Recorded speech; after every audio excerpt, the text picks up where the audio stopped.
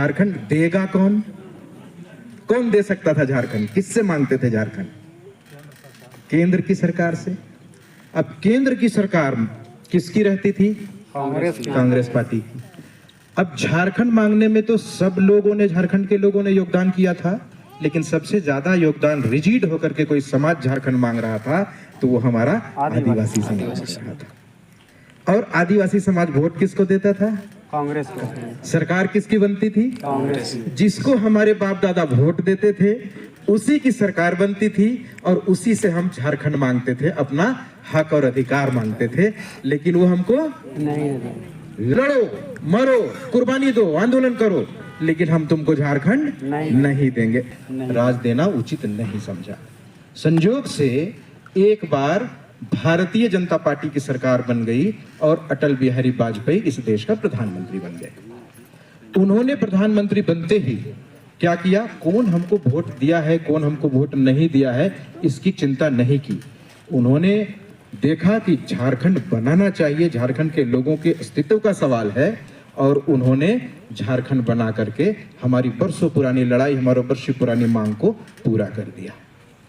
अब देखिए, हमारे बाप दादा तो झारखंड मांगते थे, लेकिन उन्होंने ये कभी नहीं कहा था कि झारखंड बनाओ और झारखंड का पहला मुख्यमंत्री हमारा समाज का, आदिवासी समाज का बेटा को बनाओ।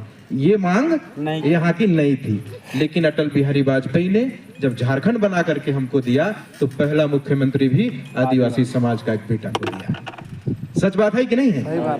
अब गौर करिए, पूरे भारत में आदिवासी समाज रहते हैं, अनुसूचित जनजाति समाज पूरा देश में, लेकिन कहीं नहीं मांगा गया था कि हमारे आदिवासी समाज को मुख्य धारा में लाने के लिए थोड़ा इसको भी उन्नति करना है, इसके लिए अलग से कोई व्यवस्था करिए। भारत सरकार से या राज्य की सरकार से हमारा आदिवासी समाज कभी नहीं मांगा कि हमें अलग से कोई इंतजाम करिए।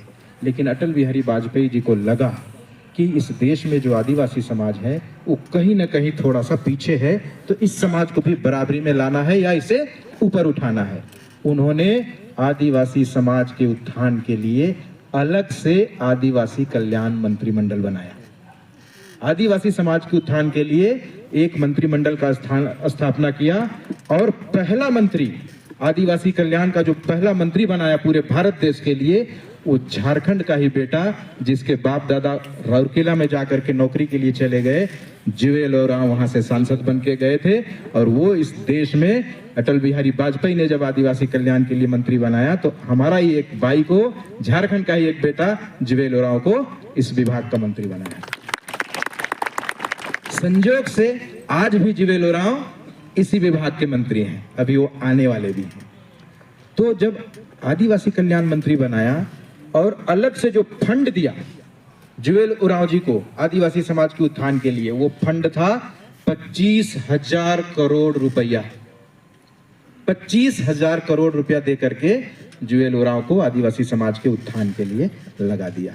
लेकिन दुर्भाग्य देखिए, वाजपेयी जी की सरकार चली गई और सोनिया गांधी का रिमोट कंट्रोल में बटन से चलने वाला सरकार मनमोहन सिंह 10 साल के लिए आ गया, कांग्रेस पार्टी की सरकार आ गई। 10 साल के बाद तकदीर ने फिर से एक बार पासा पलटा और भारतीय जनता पार्टी की सरकार नरेंद्र मोदी के नेतृत्व में आई। नरेंद्र मोदी जब देश के प्रधानमंत्री हुए तो वाजपेयी जी ने जो 25,000 करोड़ रुपया दिया था, मनमोहन सिंह ने उसमें घटी बढ़ी नहीं किया, घटाया भी नहीं, बढ़ाया भी नहीं। लेकिन मोदी जी जब बैठे देश की सत्ता की कुर्सी में प्रधानमंत्री बनकर, तो उन्होंने 25,000 करोड़ को बढ़ाकर 4.5 गुना बढ़ाकर 128,000 करोड़ रुपया कर दिया। 10 साल में मनमोहन सिंह बढ़ा सकते थे कि नहीं बढ़ा सकते थे? इच्छा हुई होती तो ना, लेकिन इनकी इच्छा थी, इन्होंने इस समाज के उत्थान के लिए 4.5 गुना की राशि बढ़ाई। दूसरा, इस देश के प्रधानमंत्री के पास कितनी बड़ी ताकत है। मोदी जी ने शाम को टीवी में आके कहा कि कल से 1000 और 500 रुपया का नोट बंद हो जाएगा। बंद हुआ कि नहीं हुआ? अगर हम लोग कहेंगे कल से 8 आना या 1 रुपया बंद हो जाए तो होगा क्या? नहीं। तो ये पावर कुर्सी में होती है। इसी तरह से एक ऐसी कुर्सी है जो प्रधानमंत्री से भी ज्यादा बड़ा पावर रखती है।